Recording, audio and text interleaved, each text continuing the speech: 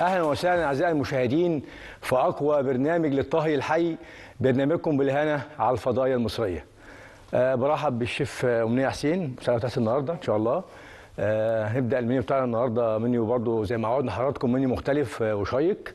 النهارده عندنا داود باشا مع رز ابيض، وعندنا سلطه جرين سالاد، ميكس جرين سالاد، وعندنا شوربه فراخ بالكريمه، او زي ما بيسموها بلغه الفنادق كريم دوفولاي. فالنهارده نبدا على السريع كده مع بعض تحضير المنيو بتاعنا. نبدا مع بعض بالرز عشان بياخد وقت شويه كده. احنا حطينا قبل ما نبدا البرنامج بتاعنا عشان وقت البرنامج ميه على النار فيها مكعب مرقه دجاج وشويه ملح بالطريقه دي. لو عندنا مثلا شوربه فراخ متبقيه عندنا ممكن نعمل بيها، ما فيش مشكله، يبقى افضل يعني. الرز بتاعنا اهو مغسول ومتنشف جاهز. نعلي النار بتاعنا بالطريقه دي. زيت يا امنيه. انا في شغلي كله بحط زيت وسمنه مع بعض. نعمل معادله عشان الناس اللي بتحبش الحاجه تقيله قوي بالشكل ده. تمام.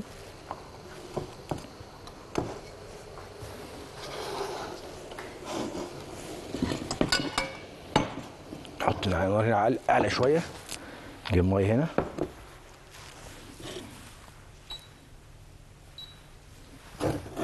كده علينا النار شويه. طيب نستعرض عندنا المنيو بتاعنا مع بعض النهارده. عندنا الرز الابيض عادي، كوبايه رز مغسوله ومتنشفه كويس جدا، كوبايه ونص ميه، مكعب مرقه دجاج، شويه ملح. بديل الميه ممكن نحط شوربه فراخ او بيسموها بيوم فراخ.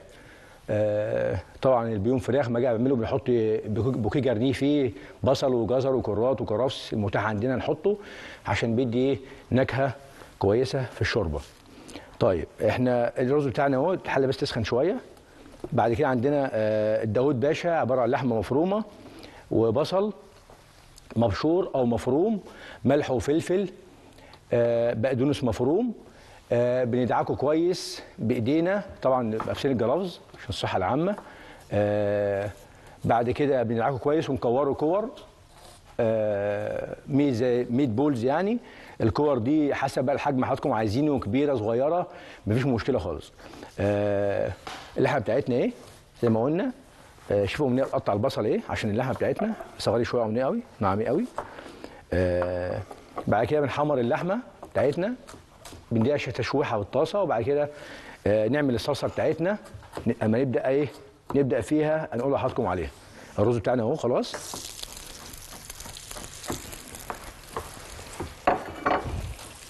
هات حاجه قلنا اللي بيها الرز. ايوه البتول ده ممكن. تمام اهو. الرز بتاعنا يسخن بس شويه كده. الشوربه بتاعتنا اصلا جاهزه على النار اهي. لازم يا جماعه يكون الرز سخن والشوربه سخنه، يا اما واحد منهم سخن. لو الوقت ما اسعفنيش يبقى اقل حاجه منهم ايه حاجه سخنه.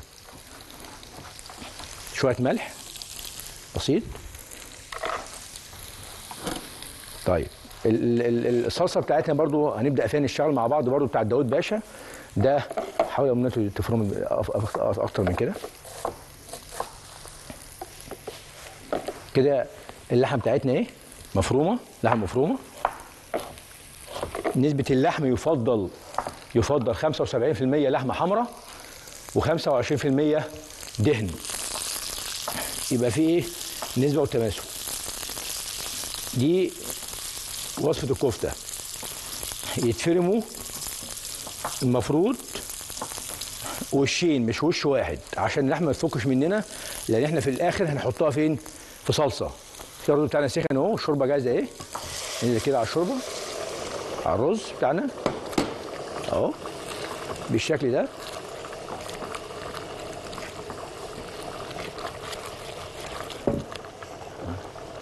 الرز بتاعنا بقى نسيبه يتشرب شويه كده. تمام.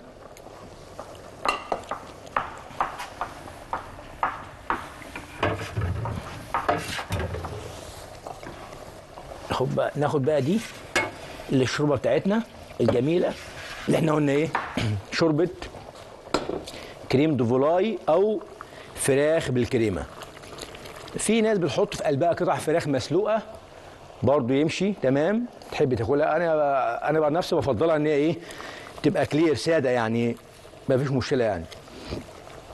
الرز بتاعنا بيتشرب على النار كده اهو بالشكل ده كده. البصل معانا اهو، كفايه من البصل كده، كفايه خلاص بصل ماشي. هات لي بقى بقدونس مفروم، شويه بقدونس، خدنا شويه بقدونس هنا نحطهم هنا برضو. هحط ملح وفلفل اهو عليهم، شويه ملح شويه فلفل كده. ناقص لنا ايه، البقدونس بس مفروم. هات شويه من الورق شويه كده،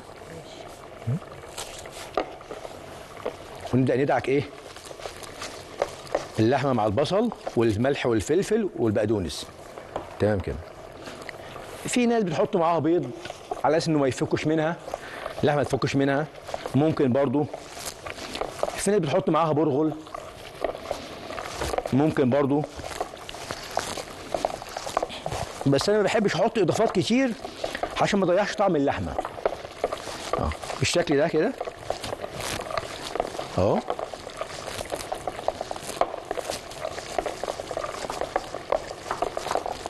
اهو بالشكل اللي معانا. اقلب بس الرز بتاعنا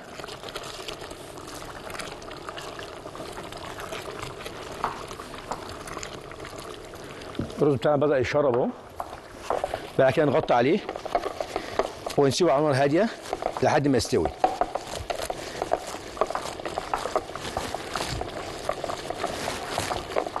ندعك بس اللحمه كويس عشان تاخد الطعم كله من البصل والبقدونس والملح والفلفل.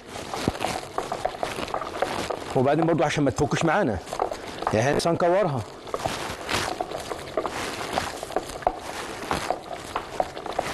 بالشكل ده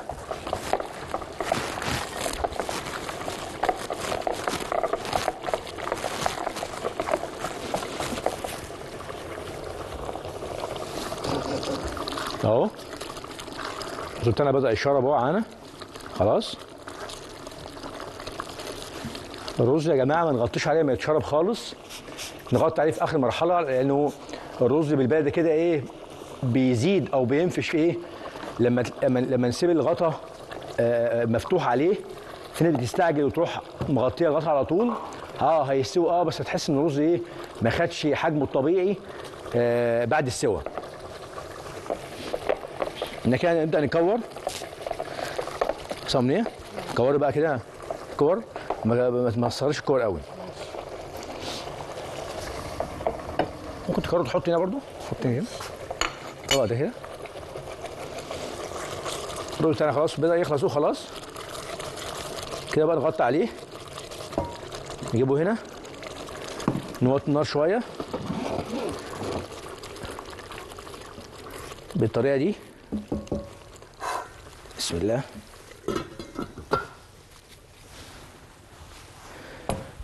نبدأ نشتغل في الشوربة بتاعتنا. شوية زيت، زبدة أو سمنة. احنا ممكن نحط السمنة بس أنا زي ما قلت في الأول أنا بحب أشتغل بالاتنين. لو زبدة تحط معاها شوية زيت عشان ما يتحرقش ممكن بسهولة، لأن الزبدة فيها نسبة لبن، انما السمنه اللي هي الكلير او الصافيه مفيش مشكله فيها كده اهو بالشكل ده. نغير بس الجلافز.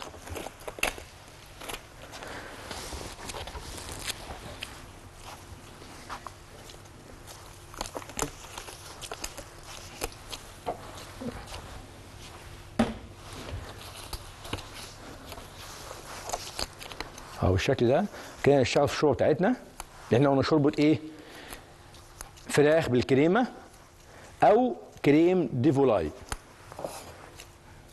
امنيه ممكن مع حاجه هتبقى الحمراء دي كده. ايوه، نحط دقيق معانا اهو. قلنا عباره عن ايه؟ سمنه، معلقتين سمنه، معلقتين دقيق، نقلب. طبعا لو في مضرب سلك او ويسك يبقى افضل. هنزود دقيق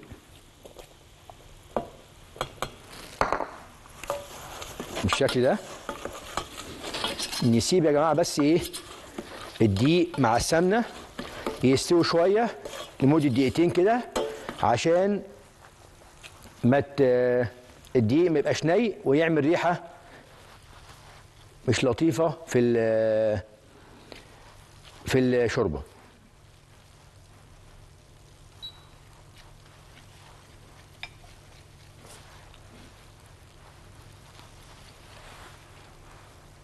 تمام كده شويه ده كده.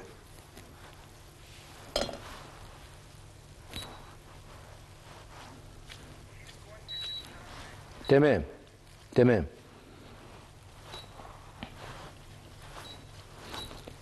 كده تمام، اشتغل معانا اهو.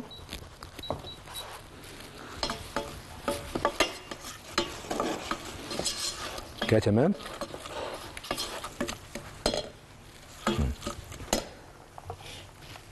كده الشوربه بتاعتنا شغاله ايه على النار، اللي هو قلنا ايه، سمنه ودقيق، معلقتين سمنه معلقتين دقيق.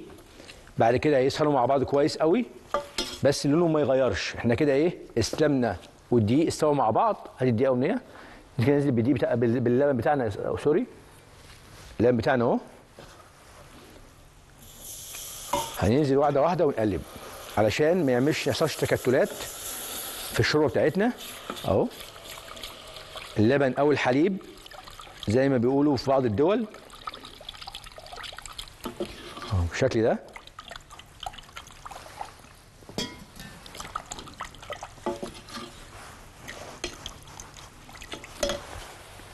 نمسح بس اللبن ده كده.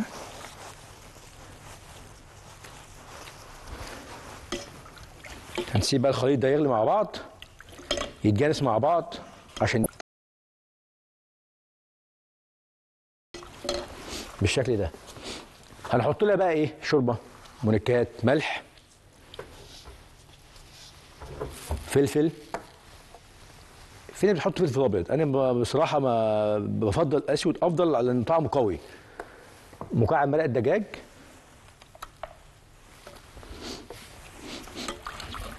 اهو. كده بقى نسيب الشوربه على النار تستوي وتاخد القوام بتاعها.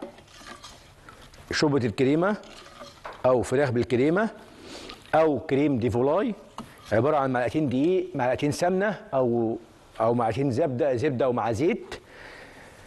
هيسخنوا مع بعض كويس. انزل بعد كده بالحليب بتاعي، وفي الاخر مرحله اول ما تستوي هنحط عليها المكون السري بتاعنا، او التركه الاخيره اللي هي ايه، معلقتين قشطه بالشكل ده. نشوف الرز بتاعنا.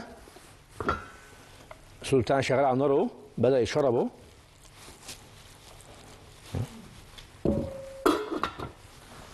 بالشكل ده. نعلي شويه عليه. طيب شوفوا منيها، خلاص خلصتي؟ خلاص. طيب على النار بقى هنا نشوح ايه؟ نشوح اللحمه بتاعتنا، كفته داود باشا. تمام كده خلاص؟ بس اهو كله شغال على النار ايه؟ شوربه الكريم دوفولاي بتاعتنا، والكريمه او التشيكن كريم سوب. الرز بتاعنا الابيض. هنعمل دلوقتي الكفته داوود باشا. هنحمر الكفته معانا اهي. خلاص عملناها كده. هات الزيت بقى، خلاص كفايه. شويه زيت برضو، معلقه سمنه او زبده. لازم يا جماعه تكون النار عاليه عشان ادي صدمه للحمه وتاخد لون كويس جدا بالشكل ده اهو. الشوربه بتاعتنا بدات تتقل على النار اهي. الشوربه دي غنيه جدا وجميله جدا جدا جدا، لان فيها عناصر كتير جدا. تمام. اللحمه بتاعتنا ايه كده، السمنه والزيت مع بعض سخنوا. انزل باللحمه بتاعتنا. اللحمه قلنا عباره عن ايه؟ لحمه مفرومه معاها بقدونس وبصل وايه وملح وفلفل، وندعكها كويس جدا اهو. اللحمه بتاعتنا تتحمر. الصوت ده انا عايز بقى اسمعه عشان يديني ايه؟ صدمه كويسه جدا واللحمه تنشفش. لما لو اللحمه ما خدتش صدمه كويسه ولون كويس، اللحمه بتاعتنا هتنشف. لما نيجي ناكلها هتبقى ناشفه مش طريه من جوه اهو. بالشكل ده اتحمر كده. امنيه تبداي تجهزي معانا البوله بتاعت ده بتاعت الصوص بتاع داوود باشا. خد حط هنا البصل ده بتاع داوود باشا، وفرن فصين توم. شوف بقى شغال على النار ايه. شوف بدأت تتقل ايه بتاعتنا. ده البصل بتاع داوود باشا بتاع الصلصه بتاعتنا. حطوا برضه توم جنبهم هنا. بعد كده هنبدأ في تحضير الجرين سلطه بتاعتنا. الجرين سلطه بتاعتنا احنا قلنا نرجع للطبيعه شويه، ما بنحبش ايه. في ناس بتحب تاكل حاجه صحيحه او سليمه، بتقول ان عشان ما افقدش كتير من قيمتها الغذائيه بسبب التقطيع بتاعها. احنا غسلناها وطهرناها كويس جدا، فهنقدمها صحيحه او سليمه زي ما هي، ومع كل حاجه لوحدها. يعني بصل اخضر عندنا، فلفل اخضر، كخس كابوتشا، عندنا خيار. احنا سلطتنا جرين سلطه كل ما هو اخضر كده. تمام تمام. ابدا انت بقى في الجرين سلطه بتاعتنا. هجيب لك الطبق بتاع الجرين سلطه اهو.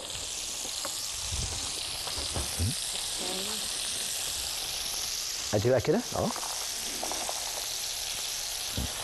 حطي خدي. لا ايه دي اسمها نصين كده مثلا او 4 زي ما قلت لك. اللحمه بتاعتنا ايه بدات تاخد لون كويس جدا اهو بالشكل ده.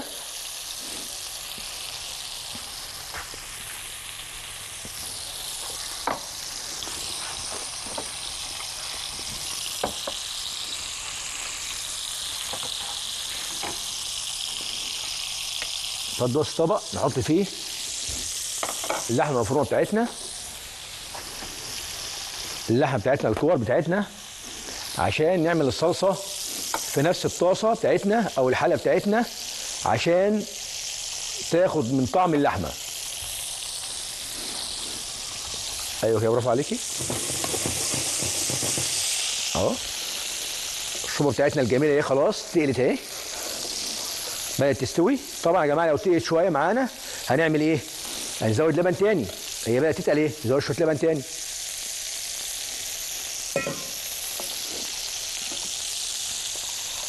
بالشكل ده اهو. الرز بتاعنا خلاص قرب اهو خلاص. لحمه ريحتها رهيبه.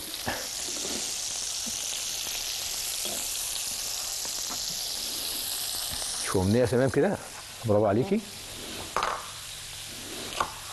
ايوه زودي برضه الخس من شويه، عايز الخس يطلع بره شويه كده اهو برضه.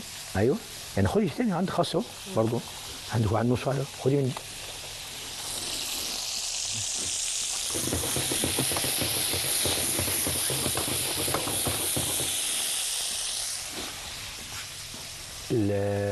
قطعي لي بقى الفلفل الالوان برضه ماشي عادي عشان نحطه في قلب ايه الصلصه بتاعتنا بتاعت داوود باشا اهو. بصوا يا جماعه كده ايه اتحمرت معانا ايه اللحمه ايه. هنحطها هنا. هننزل بايه؟ هات امنيه معلقه الزيتون ده. تمام. ده باقي البصل اللي اتحرق من ايه؟ نزل من الكفته مفيش مشكله، هنشيله على جنب كده خالص اهو.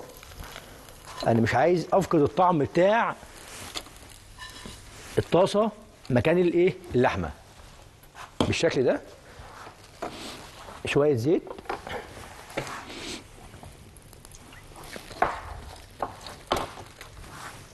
معلقه سمنه او زبده،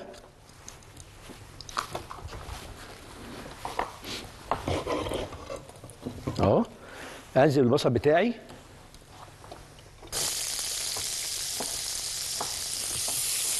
اقلب،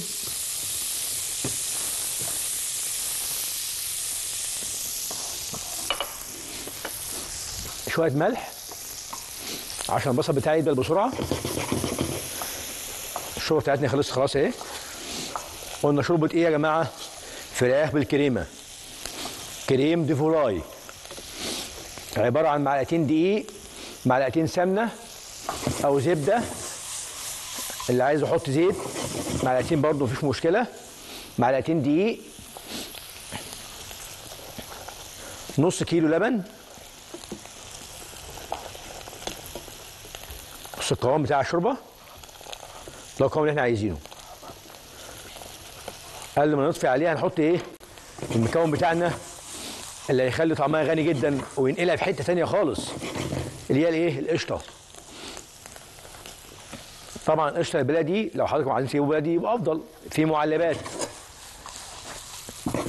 البصل بتاعنا هو بدا ياخد لون، انزل بالتوم بتاعتي اهو.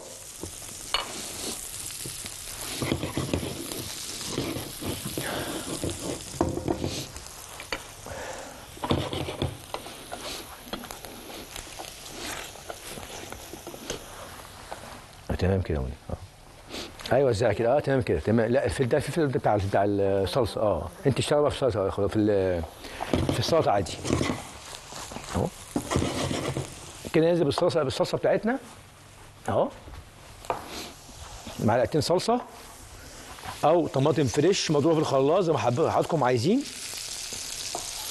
بالشكل ده اهو.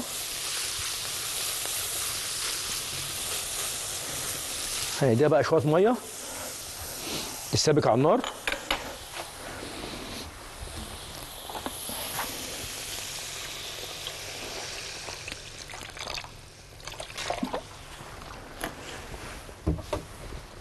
شويه سكر عشان الحموضه بتاعت الصلصه،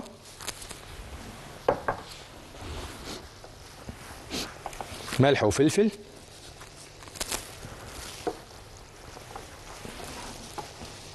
بالشكل ده. اسيب بقى الصلصه تتسبك كده. احنا اللحمه بتاعتنا جاهزه، الشوربه بتاعتنا جاهزه ايه على الغرف كده. هنبدا نحط ايه؟ القشطه بتاعتنا، معلقتين قشطه ونقلب.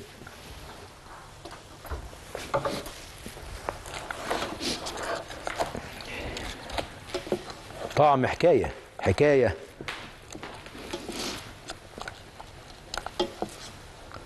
طبعا يا جماعه لو قشطه تقليتها شويه احنا قلنا ايه؟ نزود شويه لبن او شويه ميه مفيش مشكله. قلب كده بالشكل ده، تاخد غلوه وهنغرفها بعد كده.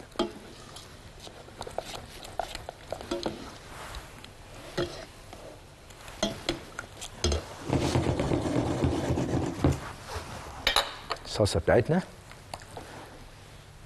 سيبك بس على النار شويه تتقل على النار. قلنا الصلصه عباره عن ملح، قلنا بصل مع سمنه وزيت، فصين توم يتشوحوا شويه. انزل بالصلصه بتاعتنا او عصير طماطم فريش لو موجود،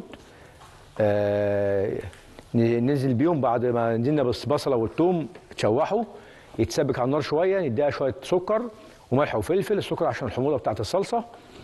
وقلنا في الاول حمرنا اللحمه بتاعتنا المفرومه، واخده بصل واخده بقدونس وملح وفلفل. ندعكها كويس جدا ونكورها بالشكل اللي احنا عملناه ده، وبعدين حمرناها في الطاسه بتاعتنا خدت لون جميل كويس. وفي نفس الحله او الطاسه اللي احنا عملنا فيها اللحمه عشان طعم اللحمه بنعمل الصلصه بتاعتنا بتاعت الصنف بتاعنا اللي احنا ايه داوود باشا. ونكده الشوربه جاهزه ايه؟ ماشي؟ الشوربه بتاعتنا اسمها ايه؟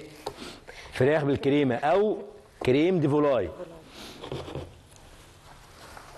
نعرف الشوربه بتاعتنا اهي ونزينها كمان. شوفوا امنيه انت محضره النهارده هنزين بايه الشوربه بتاعتنا؟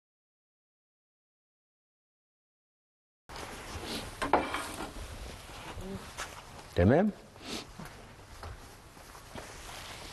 اهي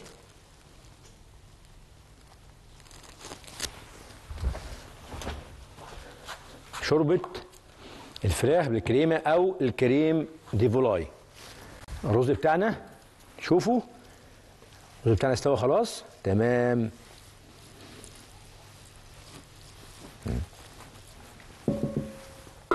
الرز على جنب. شوفوا منين لما تخلص تعرفوا لنا.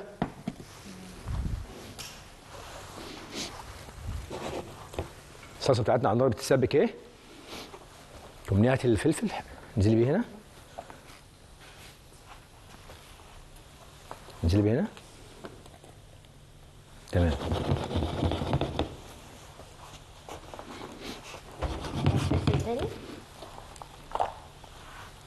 مش مشكله خلاص يعني كفايه الفلفل كده. انت بقى زودي الحاجات الخضراء كلها هنا اهي كده. ماشي تمام.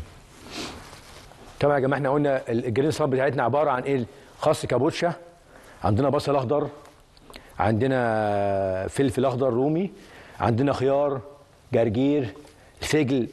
الفجل ناس كتير جدا ما بتنساه خالص على فكره، مهم جدا ورائع جدا خصوصا كمان في فصل الشتاء. الحاجات الخضراء في فصل الشتاء يعني نحاول يعني ننتهز الفرصه ان احنا ايه ناكلها في الشتاء اكتر يعني كمان، لان هي ايه في الشتاء تبقى ممتازه ورائعه يعني. تمام برافو عليكي. زودي يا امنيه. عندك ايه؟ بصل برضو اهو. بصل حط كده.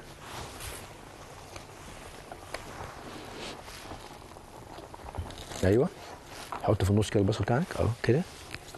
هاتي الخضار برضو كويس جدا اهو.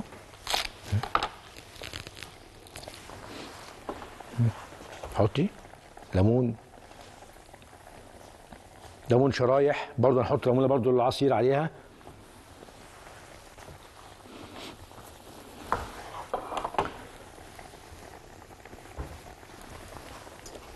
زودي برضو فلفل روم معاكي.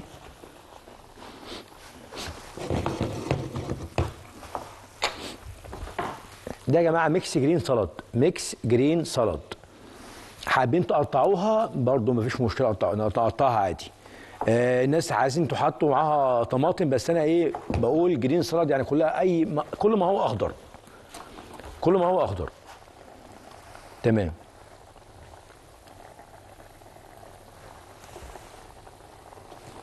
ايه تاني نحطيه؟ تعالى الجرجير اهو.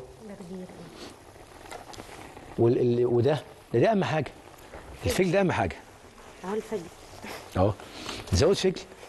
في احنا قلنا ايه الناس ناسيه الفجل ده خالص، مع ان من الحاجات الرائعه. طبعا الحاجات يا جماعه مغسوله ومطهره كويس جدا الشكل ده كده اهو. الليمون بتاعنا جميل. خياره لا استنى بقى طالع كده اهو.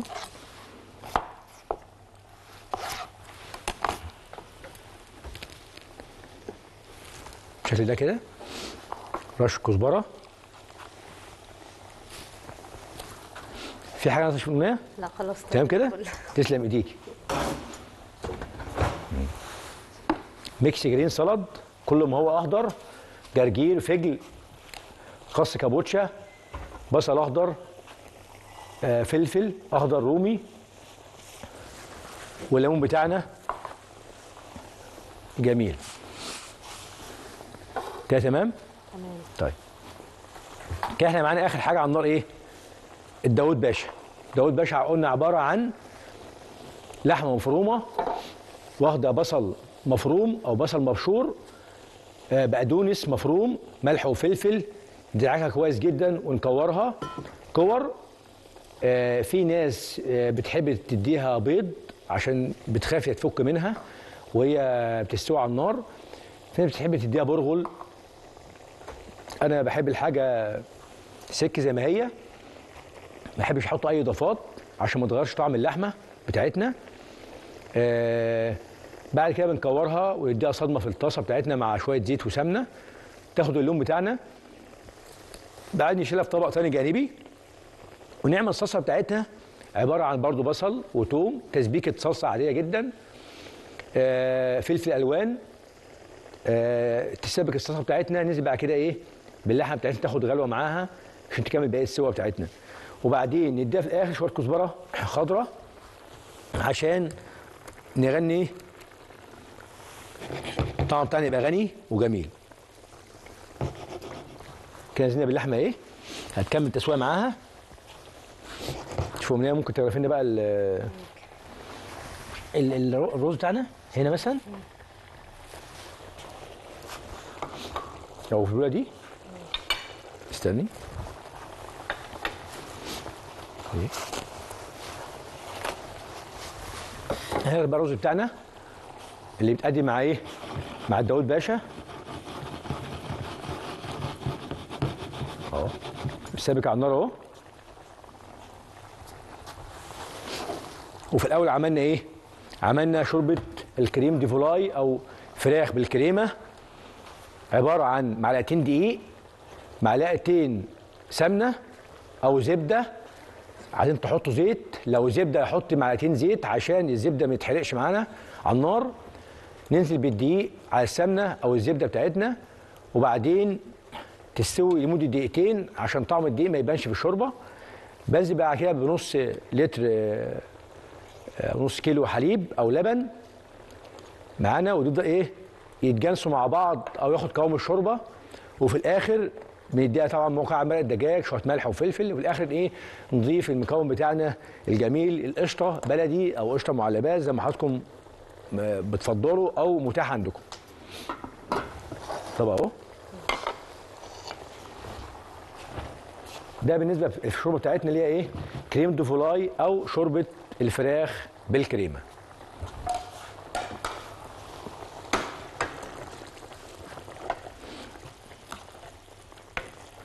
خلاص على النار اهو قربت الصنف بتاعنا اللي هو الداود باشا.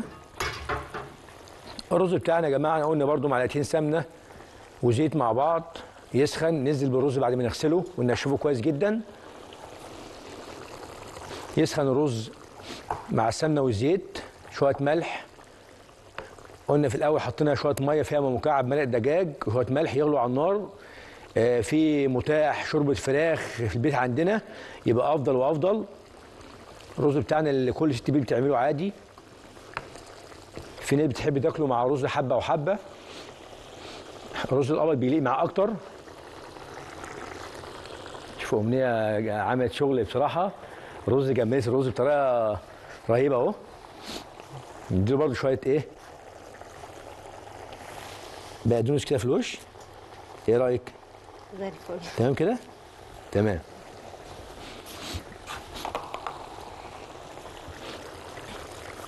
الرز بتاعك كده خلص خلاص، وخلاص في انتظار ايه اخر حاجه مع الداود باشا بالشكل ده.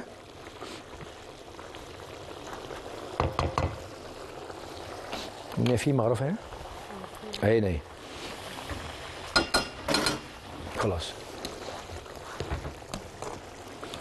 مستني بس ايه اللحمه يستوي مع الصلصه والتسبيكه بتاعتنا وتاخد طعم الصلصه كويس بالشكل ده.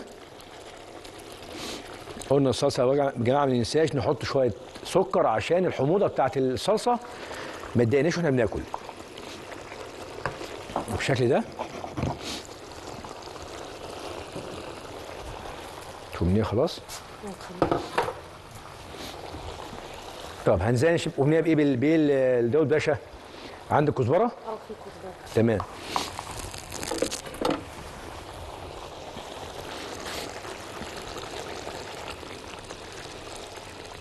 داود باشا بتاعنا اهو. قلنا اللحمه بتاعتنا لحمه مفرومه معاها بصل مفروم او مبشور، بقدونس، ملح وفلفل، ندعكها كويس في بعض عشان المكونات كلها تتجانس مع بعضيها كويس. بعد كده نكورها ونديها صدمه في الطاسه مع شويه زيت او سمنه، صدمه كويس جدا تاخد لون كويس. وبعد كده نعمل الصلصه بتاعتنا المعتاده اللي احنا قلنا عليها بصل وثوم وصلصه طماطم او شرب او صوص طماطم، طماطم مثلا مبشوره، طماطم معموله في الخلاط، مفيش مشكله، ويتسابك مع بعض. وبعد كده ننزل بايه؟ باللحمه بتاعتنا بالشكل ده. اخر حاجه نحط لها ايه؟ الكزبره الخضراء، شويه كزبره خضراء عشان الطعم بتاعنا. انا بحب احط الكزبره الخضراء بصراحه في معظم وصفاتي لانها جميله جدا بصراحه. بالشكل ده نزود شويه بالشكل ده كده. ايه هنعرف الطبق بتاعنا كده. الصلصه سبكت وتقلت معانا على النار اهو، واللحمه بتاعتنا استوت. يا جماعه المفروض الصلصه ما تكونش صيصه. بص سمك الصلصه تقلب بالشكل ده ازاي. في ناس برضو بتحط اللحمه بتعفر اللحمه بدقيق، بشويه دقيق، عشان يعني يدي لون اسرع واللحمه ما تنزلش ميتها بسرعه، وفي نفس الوقت يعمل ايه؟ يعمل سماكه او تغليظ للصوص نفسه او الصلصه نفسها. انا قلت في الاول ما مش هحط اضافات كتير على اللحمه عشان احس بطعم اللحمه وانا باكل. انا بس بخلي الصوص يبقى اغلظ من كده، غليظ عن كده وسميك، عشان ايه؟ ما يبقاش يجري في الطبق والصوص في الطبق. صح يا شو امنيه؟ طيب احنا قلنا جرين سلاد بتاعتنا عباره عن ايه؟ عباره عن جرجير وفجل، فلفل اخضر، فلفل اخضر رومي، بصل اخضر، بصل اخضر، خيار، تشيش الخيار ده هو اساس السلطه. خلاص؟ فطبعا الحاجه دي مغسوله مطهره كويس جدا اهو كده. وصفتنا خلاص على وشك الانتهاء. طيب الشوربه بتاعتنا كريم دوفولاي او فراخ بالكريمه، عباره عن ايه؟ معلقتين دقيق، معلقتين سمنه، يسخنوا مع بعض كويس لمده دقيقتين. ليه؟ عشان الدقيق ما يعملش ريحه في الشوربه بعد كده، يبقى الدقيق ني بمعنى صح، فيسخن كويس عشان يستوي الدقيق مع السمنه. بعد كده ننزل بايه؟ باللبن، بنص لتر لبن معلبات او لبن طبعا بلدي يبقى افضل، ملح وفلفل، مكعب مرق دجاج. طب عندنا شوربه فراخ نحط بدل مكعب مرق دجاج يبقى افضل، نضيف شويه شوربه. ازاي يعني نضيف شويه شوربه؟ طب ما كده تخف خالص. يبقى نحط ايه؟ نص الكميه لبن ونص كميه شوربه، لان كده في الاخر في ايه؟ في قشطه في الاخر خالص، فكده كده الطعم بتاعنا هيبقى غني في الاخر. يعني ما نقولش مثلا انا احط كميه اللبن والطعم يخف، لا ما فيش قشطه. يلا الطبق بتاعنا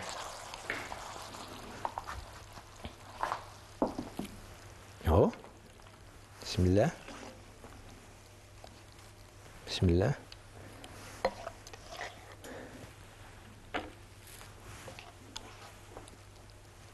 داود باشا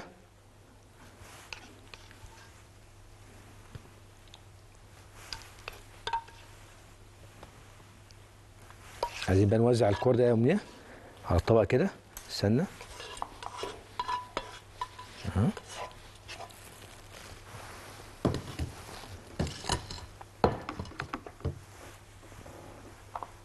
الشكل ده. شيل المعمار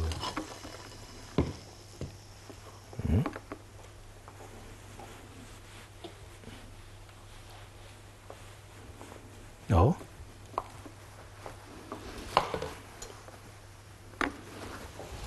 زيني بقى بكزبره خضراء، ممكن نحط لها ايه على الجنب؟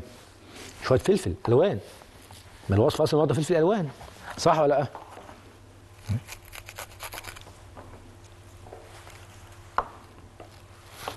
بالشكل ده كده، لان احنا قلت بعد كده في الحلقات اللي فاتت كلها ان العين بتاكل قبل البق، صح؟ اهو كده. التقطيع اللي حضراتكم حابين تقطعوها بالشكل